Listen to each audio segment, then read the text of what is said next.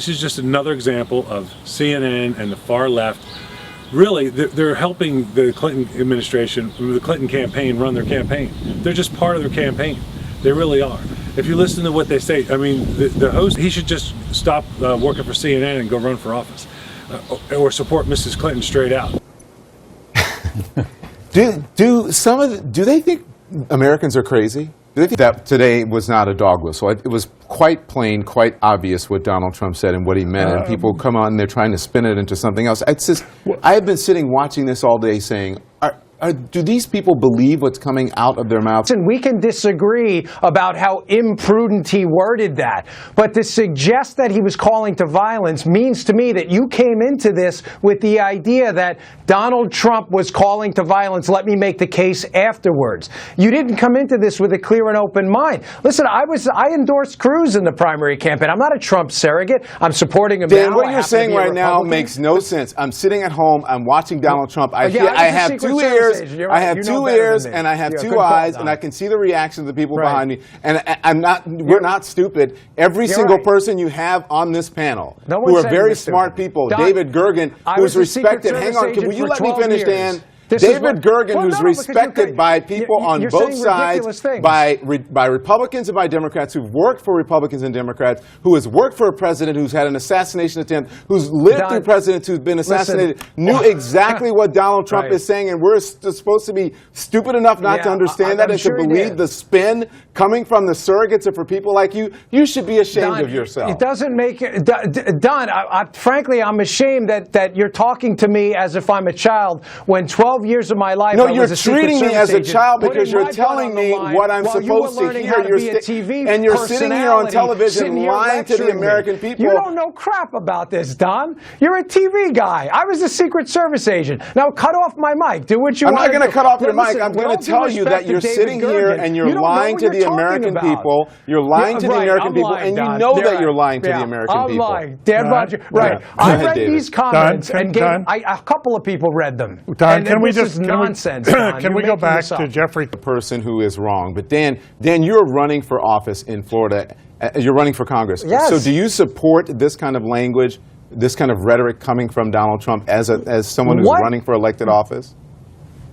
Don, what kind of language? Trying to motivate Second Amendment voters to go out to the polls? Just answer the question. Do you support what Donald Trump said today? That was an answer to the question. Support yes or no? Do you people out to vote for Donald Trump? Do you support what he said today? Don, people who believe in the Second Amendment should absolutely vote against the gun grabber, Hillary Clinton, 100%. And whatever you need to say within the realm of reason to motivate people to get out and vote, yes, you should do that because you will lose your Second Amendment rights. First of all, that's a talking point to call someone a gun grabber. No one is trying to take your guns. That is a talking point. Don, you're Captain Talking Point. You're like Captain Talking Point. And then you throw it back at me. Your insults What's my talking point? Tell me what my talking point is, Dan. You came into this and you said, listen, this is pretty clear. Donald Trump was implying some kind of a violent act against Mrs. Clinton, which I'm telling you from 12 years of experience doing that. How is that a talking point? Do you know what a talking point is? A talking point is when you are a political operative and you go on television every single day and you say the same thing over and over and over, whether it's wrong or not, because you have been fed something. Don Lemon came on there with an agenda, and his agenda was to get Hillary Clinton elected, and you can clearly see that. He's just helping her get elected. He treated Don Bongino like a child. He was a very successful Secret Service agent. Now, I'm not going to distort my relationship with him. I really don't know him. I did cross paths with him when I was an instructor out at the Secret Service Training Center. He was there for a short period of time before I left. I know the type of person he is. Anybody that volunteers to do the type of job that he did and did it for 12 years, I saw this guy out there. He was a PT animal. Everything he did it to extreme success. The guy on CNN, Don Lemon, is wrong, and he is nothing but a Clinton supporter who works for CNN. And really, who doesn't realize that, that CNN stands for the Clinton News Network? It's unbelievable how biased their treatment of the candidates are. So here's the deal. They're not going to change the Second Amendment. We have the Second Amendment, and we're probably always going to have it. Here's what they're going to do. They're going to do for the rest of the country what they did in Washington, D.C. That's exactly what they're going to do. And how many times during this campaign have you heard her say that she likes what they did in Australia? And Australia was a complete gun grab. That's what she might try to do. At the least, what we're going to get is they're going to try to give us in the rest of the country what they have in Washington, D.C. which is you cannot get a permit to carry. You can only own certain firearms. You can't carry them anywhere. The rules and regulations are unbelievable. There is not one firearms range in the District of Columbia. But if you go to the closest firearm range, and I have been there many a times when I lived in Maryland, right outside the District of Columbia, almost every car in the parking lot in the state of Maryland has a DC plate on it, and they have handguns. They're in there practicing with handguns that they're not supposed to have. That kind of control doesn't work. And if anybody that doesn't believe that one of the first things she's going to do is go after firearms, one way or the other, we may still have the Second Amendment, it'll just be castrated completely. If you don't believe that, then you know what? You don't understand politics, and you don't understand these people's disgust when it comes to owning firearms. Think about this. The Clintons, their family, have been protected by men and women with firearms for 30 years. With the Arkansas State Police, the U.S. Secret Service, they don't want you to have what they have, and you're paying for it. All people like me that want to be left alone with the Second Amendment and stop messing with it is let me protect my family like I protected the Clintons when I was in the Secret Service Uniform Division, and like the Secret Service does now. I can't afford high security like the federal government pays for them, and they'll get free for the rest of their lives. I can do it with a handgun, and please let me do it, and I want everybody else to be able to do it if you want to. Here's the thing about liberals. They don't like handguns. They don't want me to have one. Why can't you? If you don't like handguns, then don't own them, and don't hang around people that have them. But don't take them away from the people who want them and believe that it's, and it is their Second Amendment right. This is one of the things they want to do. Right now, the Second Amendment is the people's right. One of the first things she'll try to do is get Supreme Court justices on the Supreme Court that will flip it and make it look like the Second Amendment is the government's right, that it's about militia and not about individual rights. And once they do that, they can regulate it. It'll make what they do to the rest of the country will make Washington, D.C. look normal. So here's one of the things that I have a hard time understanding about the so-called assault weapons ban, and basically Mrs. Clinton's intention to grab our guns, and I do believe that. If tomorrow, hypothetically, tomorrow, somebody, or when school's back in, somebody walks into a school with two 50-year-old six-shot revolvers and kills, is that acceptable? No, it's not. It's never acceptable. But what we have to look at, don't look at the tool that the person chose. Look at their means, motive, opportunity, intent.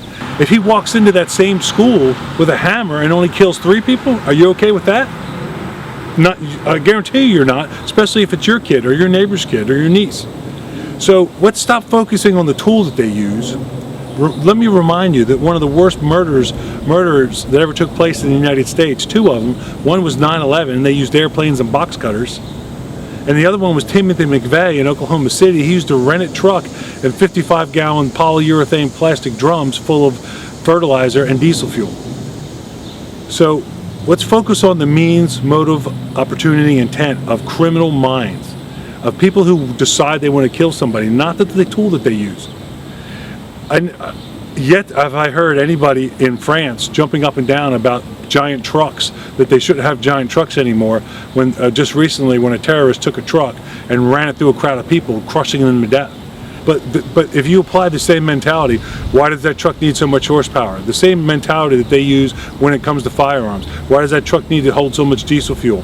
If there was an emergency cutoff switch, somebody could have run up and switched it off. Because it's ridiculous.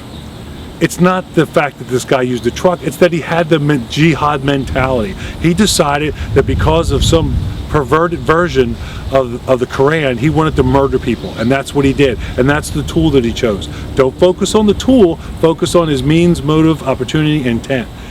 That's what you have to look at. When there was an attack or presumed attack when I worked at the White House, we beefed up security. More guns, more security, Jersey barriers, more people, more hours. Right now, as we speak, they're heightening the fence at the White House to stop fence jumpers. After all these years and all these fence jumpers, finally, somebody got off their backsides and did the right thing and raised the fence up.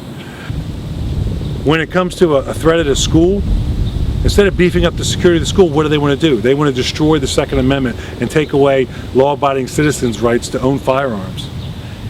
Why the double standard? And again, this is the Clinton mentality. a set of rules for me, they will always have security. If she's so fired up about taking people's guns away, then stop being protected by the Secret Service. Focus on the criminal mind and leave good American law-abiding citizens alone. Go after the criminals. Yet I've heard Mrs. Clinton, she talks about taking my firearms. I haven't heard her say one thing about the 50 murders a week or so or a month that happened in Chicago. Think about that. This criminal killing innocent people or killing other criminals. There's still deaths. I don't hear her talking about that. That's why people like me believe that she does want to take away our long guns, our ARs, our semi-automatic guns. A semi-automatic gun like I own is not an assault weapon. Again, if I hit you with a hammer in my fist, it's an assault. I've hurt you. My fist is not an assault weapon either. Start messing with the Second Amendment, and we've seen it. Again, what do they really want? Mrs. Clinton has told us flat out she wants something, she likes what they did in Australia. That was a complete gun grab. Look what they did in the District of Columbia. Everybody says, oh, they're not going to ever take away your right to own firearms. Really? Go to the District of Columbia and see how, look, find me a gun shop inside the District of Columbia or a firearms range. Unless it's owned by the federal government, there are no fire ranges in the District of Columbia. The truth is one of the reasons we have a Second Amendment and the Constitution was written the way it was is because the guys that wrote it had been under the tyranny of a king, and they didn't want that ever to happen again in the United States. But my fear is that's where we're headed. Look now how much the government is involved in your lives. For God's sakes, just look at the way you're taxed.